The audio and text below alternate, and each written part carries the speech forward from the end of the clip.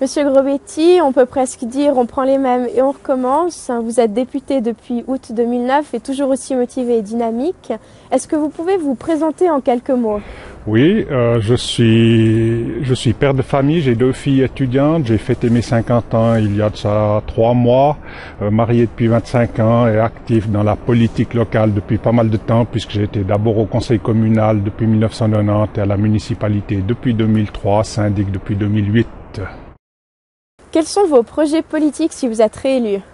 Alors si je suis réélu, ce sera continuer le travail que j'ai déjà commencé depuis 2009. Ça veut dire défendre une politique de centre-droite. C'est la défense des PME et en particulier des petites PME qui sont très nombreuses dans notre canton et en particulier dans le Chablais. C'est défendre aussi l'économie dans les vallées. Je viens de la vallée des Ormonts, des Diablerets. C'est des vallées où les gens doivent aussi pouvoir vivre, où les gens doivent aussi avoir un cadre légal qui leur permet de bien avancer.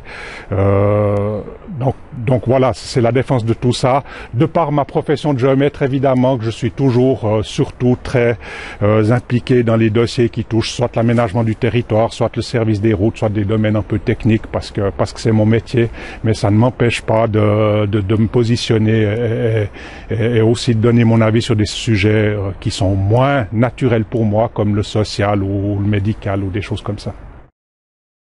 Que comptez-vous faire pour améliorer le quotidien de la classe moyenne? Ça c'est une question difficile parce que c'est ce qu'on essaye de faire tous les jours au Grand Conseil, mais on n'est jamais sûr qu'on prend les décisions idéales pour. Mais ce qu'il faut, c'est déjà que quand on garde des finances saines, parce qu'en gardant des finances saines, il peut donner un cadre de vie à toute la population qui sera plus sain aussi. C'est faire des lois et des règlements qui responsabilisent les gens pour que les gens se prennent en main. Et c'est dans ces conditions qu'on arrivera à vraiment créer une bonne économie, à créer de la richesse et à améliorer le quotidien de tout un chacun.